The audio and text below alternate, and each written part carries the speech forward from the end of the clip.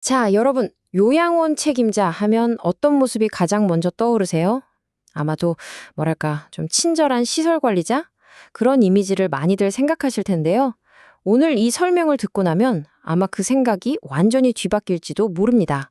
왜냐하면 사실 요양원 관리자는요, 단순한 매니저가 아니라 정말 복잡한 조직을 이끄는 CEO에 훨씬 가깝거든요.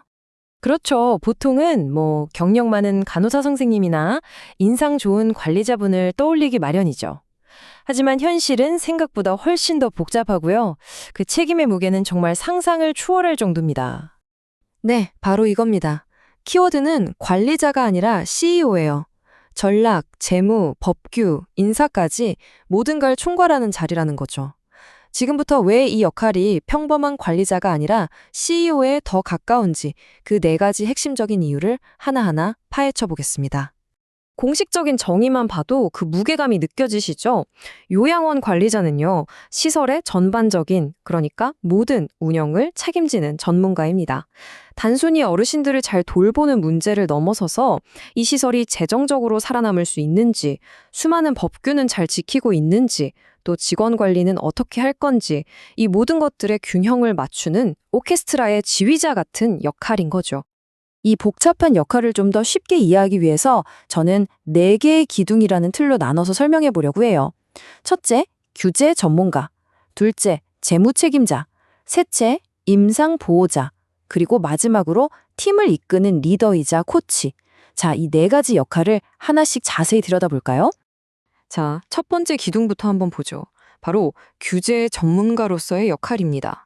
이거 좀 놀라실 수도 있는데 사실 요양산업이 미국에서 가장 규제가 심한 분야 중 하나로 꼽힙니다.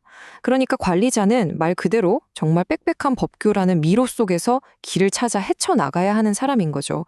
이게 시간이 흐를수록 규제가 점점 더 촘촘해지고 복잡해졌어요. 80년대에는 그냥 기본적인 틀만 있었는데 지금은 PBJ 같은 데이터 기반 시스템까지 나왔거든요. 이게 뭐냐면 정부가 직원들 급여 데이터를 분 단위로 들여다보면서 이 시설이 지금 충분한 인력을 쓰고 있나? 이걸 감시하는 거예요. 관리자는 이런 변화의 흐름을 전부 꿰뚫고 있어야만 하는 거죠. 그리고 규제라는 게 단순히 의료적인 부분에만 있는 게 아니에요. 입소자분들의 여가 활동 프로그램은 어떤지, 시설 환경은 깨끗한지, 식사는 제대로 나오는지, 심지어 직원 교육이나 아까 말씀드린 급여 데이터까지 정말 상상하는 것 이상으로 모든 게 다 규제 대상이라고 보시면 됩니다. 정말 대단하죠? 자, 그럼 이제 두 번째 기둥으로 넘어가 볼까요? 바로 재무 책임자, 즉 CFO로서의 역할입니다. 여기서는요, 돈을 관리하는 게 곧 입소자분들을 돌보는 서비스의 질과 바로 연결됩니다. 요양원의 수입 구조를 보면 이 도넛 차트처럼 꽤 복잡해요. 정부가 지원하는 노인의료보험인 메디케어, 또 저소득층을 위한 메디케이드도 있고요. 개인이든 민간보험, 그리고 직접 내시는 본인부담금까지. 관리자는 이 각각 다른 주머니에서 들어오는 돈의 흐름을 전부 파악하고 관리해야만 합니다. 바로 이겁니다. 재정관리의 핵심은 결국 이 수입과 지출 사이의 아슬아슬한 줄타기라고 할 수 있어요.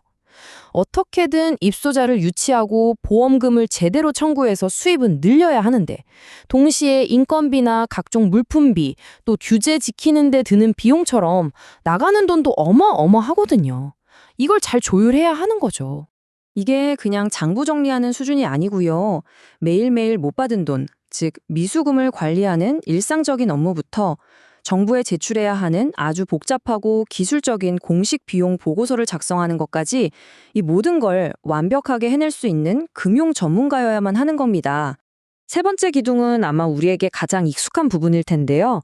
바로 임상 보호자로서의 역할입니다. 하지만 여기서 진짜 중요한 건요. 단순히 누군가 아플 때 치료해주는 걸 넘어서 애초에 문제가 생기지 않도록 미리 예방하는 그런 선제적인 시스템을 만드는 거예요. 그리고 이런 모든 노력의 결과는 CMS 5스타라는 일종의 별점 시스템으로 아주 냉정하게 평가받고 대중에게 전부 공개됩니다.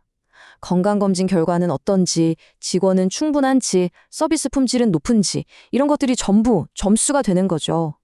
이 별점이 곧 그 시설의 평판이고 어떻게 보면 생존과도 직결되는 문제입니다. 예를 들어 볼게요. 어르신들에게 정말 위험한 낙상 사고 하나를 막기 위해서만 해도 이렇게나 체계적인 접근이 필요합니다.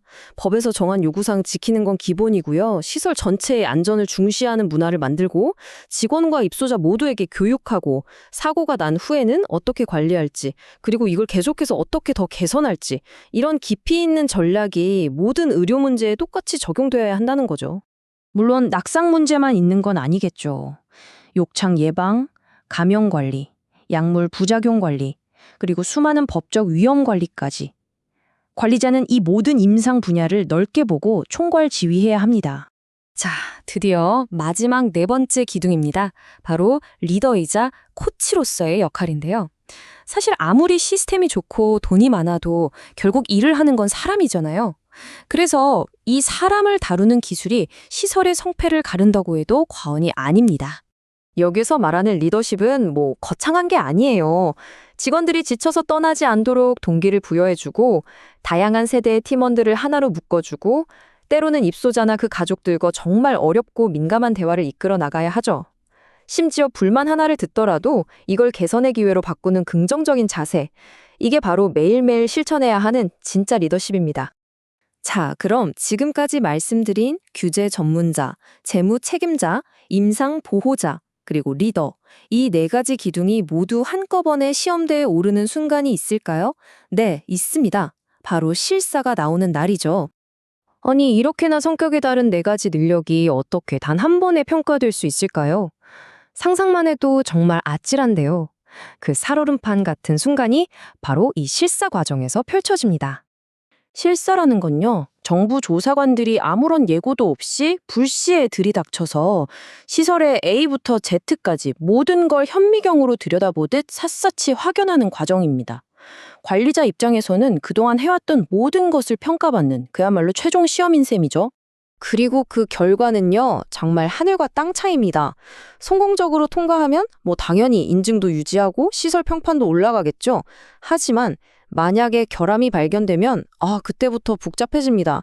시정 계획서 써야 하죠. 벌금 낼 수도 있고요. 진짜 최악의 경우에는 시설 운영 자체가 힘들어질 수도 있어요. 이 압박감 상상이 가시나요? 자, 이제 맨 처음 던졌던 질문으로 다시 돌아가 보죠. 다음에 혹시 요양원은 대체 누가 운영하는 걸까? 이런 생각이 드신다면 이것 하나만은 꼭 기억해 주셨으면 합니다.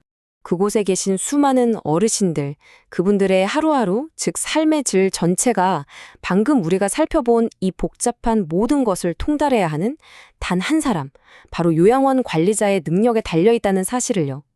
이쯤 되면 관리자가 아니라 진정한 의미의 CEO라고 부르는 게 맞지 않을까요?